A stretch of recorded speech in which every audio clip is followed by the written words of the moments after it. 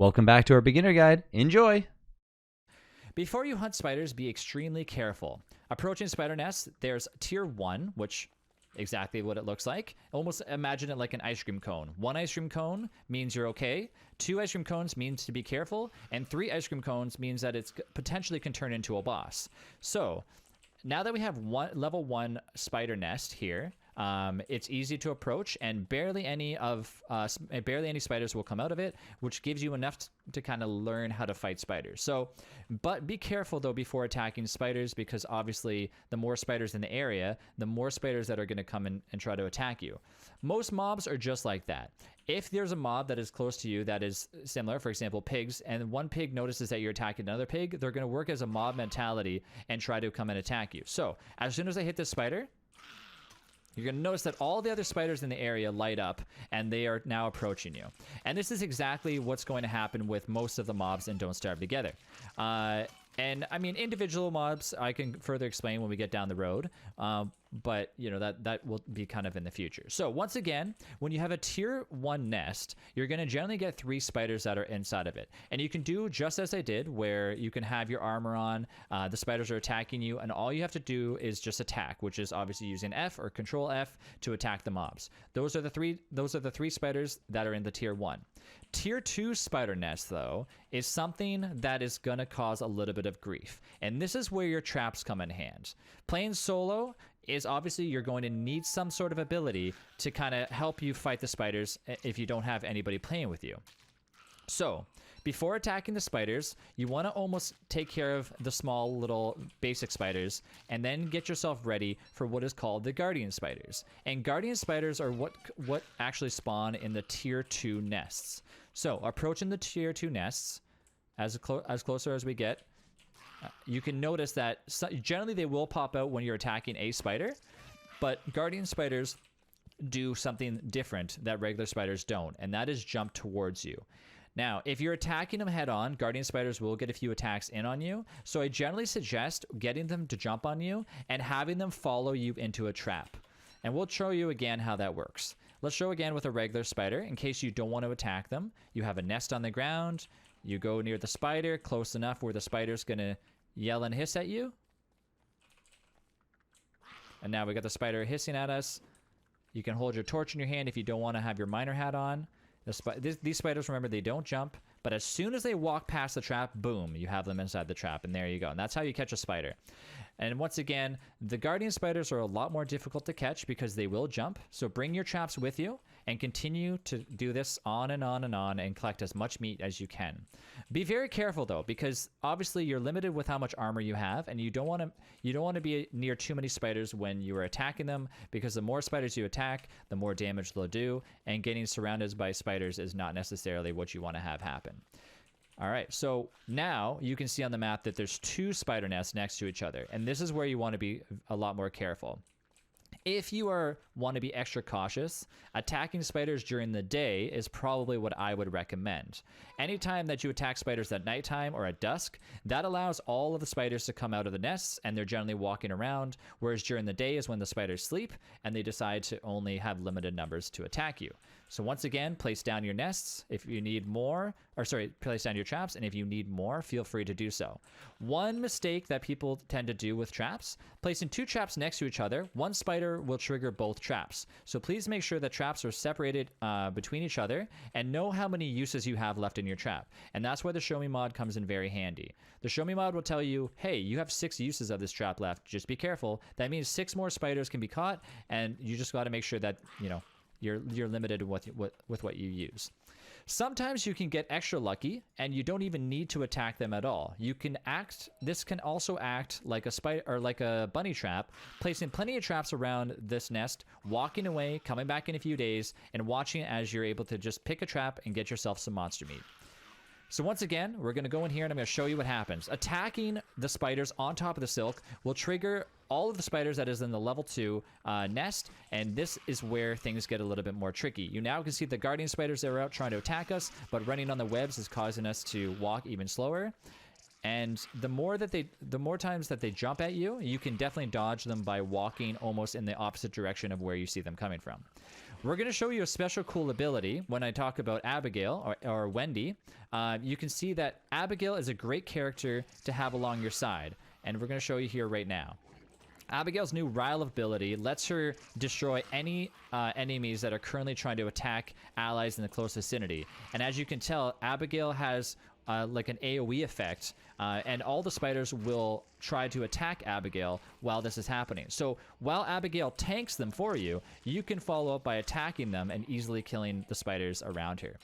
And also, the beauty about it all is that the spider glands you get from them help heal Abigail. But over time, Abigail will heal herself as well too. So if you've chose Wilson as your main character, you could always decide to choose Wendy and have Abigail help you, which is an easy source of monster meat and plenty of other resources. So let's take our traps, and we're going to go back home now that we have a little bit of extra meat, and we're going to go swing on by and go check on our bunny traps. And once again, anytime you encounter any butterflies near you, feel free to attack them and kill them. They're easy sources. You can even attack them with your fists and get yourself easy food and easy healing. It's always great to attack a few of them. And we'll talk about how to get yourself a butterfly farm here to get yourself a little bit of easier healing as well too. So upon our travels home, we have a little bit of monster meat, we have a little bit of silk, and we have a little bit of spider glands. And spider glands are going to be turning into something a little bit better. Using spider glands to heal is okay. They will give you 8 healing, but in a few seconds, we're going to turn them into something even better. And I'm going to show you exactly what that can be. So take your meat, put it inside your fridge, check on your berries. You can tell that your berries are starting to spoil and not looking so hot. So we're going to go ahead and start maybe making some resources into, you know, meatballs or some other materials that we can, and showing you how that can help you heal and help you make better recipes. Wilson's beard will continue to grow, but this is as large as it's going to get. And now that we're going into winter, this beard will help you stay insulated, you know, the further you go into winter, and help you kind of travel around further without even having to have your thermal stone on you and keeping you warm. So try to make sure that you keep that on you and try not to shave it unless you absolutely need to. Once again, with our extra traps, now that we're not near the spider traps, go ahead and put them down, and you can go ahead and check on your other traps that are now catching tiny little bunnies. And once again, you can leave these bunnies alive if you not necessarily need the meat right now. For example, if your fridge is full, you can't place the bunny inside of a fridge, but you can place a bunny inside of a chest. And when you're ready, you can murder the rabbit in order to get yourself one little tiny morsel, which can also be used for meatballs. So for now, because these bunnies are going to live for 5 days, we'll go ahead and put them inside of one of our empty chests for now, and we're going to continue to decide if we want to fertilize our plants. We have 3 days currently left before winter arrives, and as soon as winter arrives, we're not going to be able to grow anything. So you got to decide to yourself how worth it is to actually fertilize some of the bushes around you, because if I fertilize them right now, it's going to take over 3 days for them to grow into a full berry, which you can then pick in order to get yourself the berries in order for your recipes. So because we're so close to winter, it's not necessary that we actually do this at this time. So instead, I'm going to leave some of the rot for now, and I'm going to take half of it. I'm going to take a torch. So make sure you have a torch, you have rot or something equivalent. I would probably say maybe poop if you have it. Excess twigs could also work as well too. However, I don't suggest using grass, because grass does not grow in winter. Twigs will still continue to grow off of, like, for example, twiggy trees and whatnot, but you want to make sure that you use rot, because rot is a renewable resource. Place the rot on the ground, hold your torch in your hand, light the rot on fire, step back, let it completely burn, wait for it to burn, and be very quick when it converts into something new. Something very useful that a lot of people don't use. A pile of ash. Now, normally when people see ash, they associate it with, oh my god, my base is on fire, what has happened? But we're going to take the ash, we're going to take the spider glands, and we're going to take a little bit of rocks. We're going to walk next to our alchemy engine, go to the survival tab, and we're going to make healing salves. And now we have our new healing ability that doesn't involve food, but involves a healing salve, which comes from the spider gland. So one spider gland that now used to heal for 8 now heals for 20. So If you want to make a few of these, go ahead. Make sure that you have a little bit of rocks left over. You always want to make sure that you leave yourself with a little bit of resources. But because I have an easy access to more rocks, I'm going to make myself a handful of healing cells. And now I'm able to heal myself for over 100 and consistently keep my health up in case of, for example, bosses showing up, more hounds, and whatnot. So continuing on, let's go ahead and put our silk away that we no longer need. However, now that we have over the right amount of silk that we need, we might not even need to heal ourselves and focus more on healing ourselves at nighttime. Go ahead next to an alchemy engine and make yourself 3 ropes. And once you make yourself 3 ropes, grab yourself a little bit of silk. 1, 2, 3, 4, 5, 6 is all you need next to the alchemy engine. And make yourself a tent. A tent is one of the most useful items in Don't Starve Together, and you're going to see why in a second. So before even healing yourself, if you have enough silk to make a tent, make yourself a tent, but don't use it just yet. Make sure your hunger is at the utmost that it can be.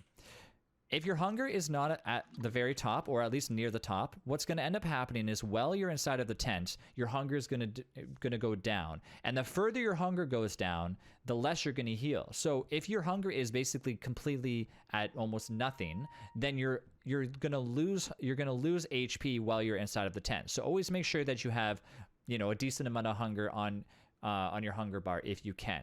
And now you notice that our sanity and our HP are continuing to go up at this point and continuing to rise. So this I would also suggest maybe not using the tent until, halfway through the nighttime. That way you have more than enough time to heal, because obviously if you use it at the very last second of nighttime, you're not going to get much healing done. You can also use the tent at dusk if you'd like, but always make sure that you try to do it at nighttime, because generally, like at night, there's not much left to do inside of your base, but wait for morning time, unless you have a lantern or you have a miner hat. So now that we're completely healed up, we don't want to waste any more of our hunger, and we're actually forced out of bed anyways because it's morning time. Once again, grab yourself some meatballs, and let's check on the rest of our food. So we have 4 days left of spoil for our stale berries. They're going to continue to go bad, so we're going to want to make sure that we try cooking these very shortly. And in order to do that, I think that we need to have a little bit more ingredients. So before we go any further, let's go ahead and get ourselves some more grass, some more rocks, and we're going to try to get ourselves, hopefully, another fridge if we can, because we still have a few gears.